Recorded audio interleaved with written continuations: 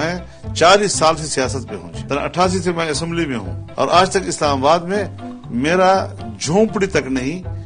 P T M سربراہ مولانا فضل الرحمان اربوں کی جائیداد کے مالک نکلے. F8 اسلام آباد میں ایک بنگلہ. دستاویزات کے مطابق مولانا فضل الرحمان نے حال ہی میں چک شہزاد میں 3 ارب کی زمین خریدی. 47 لاکھ روپے کی کمرشل اراضی اس کے علاوہ ہے. یہ جس جگہ پہ ہم آپ کے ساتھ بیٹھے ہیں یہ بھی دوستوں کا خریدا ہوا مکان ہے کہ آپ کی چھت تو ہونی چاہیے. دوستوں کا خریدا ہوا. دیکھیں انتہائی شاندار ڈاکومنٹری پہ میں سچی بات ہے مبارکباد ہی دے سکتا ہوں آپ کو، اس کے علاوہ کچھ نہیں.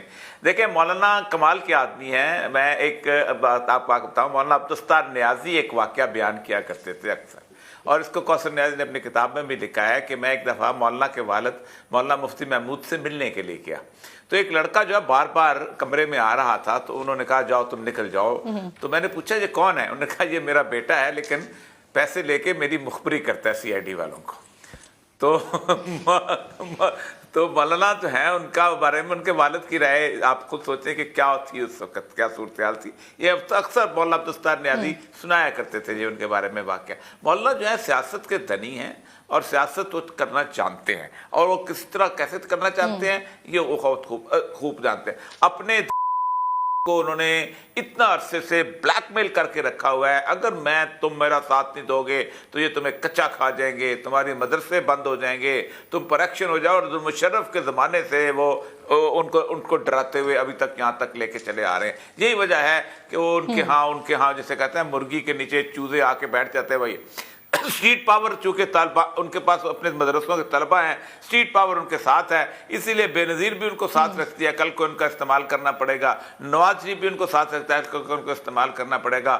مولانا بنیادی طور پر ایک ایسی شخصیت ہیں کہ سچی بات یہ ہے کہ جن کے اوپر ایک ڈاکومنٹری نہیں، ایسی کئی ڈاکومنٹریاں بنائی جا سکتی ہیں. لیکن اولیاء صاحب ایک جو آغاز میں نے بات کی تھی موروثیت کی، جس طرح سے اپنے تمام لوگوں کو، اپنے تمام رشتہ داروں کو وہ ماشاءاللہ عہدوں پہ انجیکٹ کروا رہے ہیں، اس سے ان کی پارٹی کے اپنے اندر ریاکشن نہیں ہے سر؟ دیکھیں میں ایک بات بتاؤں، بہت لائل ایک اور میں ہسٹوریکلی بات بتاتا ہوں. ایوب خان نے آئین بنا دیا، اور آئین بناتے ہوئے اس سے ایک غلطی ہو گئی. غلطی یہ ہوئی کہ وہ سٹنگ پریزیڈنٹ جو تھا وہ الیکشن نہیں لڑ سکتا تھا. اب آئین میں ترمیم کی ضرورت تھی. آپ سوچیں نا، اب امیر عباس صاحب نے کہا کہ بڑے اصول پسندی ترمیم کی ضرورت تھی. 2 ووٹ چاہیے تھے، اپوزیشن تھے. آپ کو پتہ ہے کون سے 2 ووٹ لیے گئے تھے؟ ایک مولانا مفتی محمود اور ایک جسٹس افضل چیمہ. اس سے افضل چیمہ رکن تھے. 2 بندے.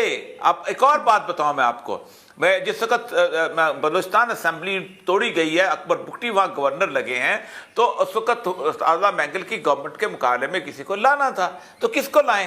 تو اکبر بگٹی خود کہا کرتا تھا کہ مجھے تو بندے آسانی سے توڑنے کے لیے ملے، وہ جمعیت کے تھے. ایک مولانا صالح محمد اور مولوی حسن شاہ صاحب، اور وہ ان کے سامنے کہتا ہوتا تھا. کون کہتا ہے مولوی کو نہیں خریدا جاتا تھا؟ یہ دیکھو میں نے دونوں خریدے کہ نہیں خریدے.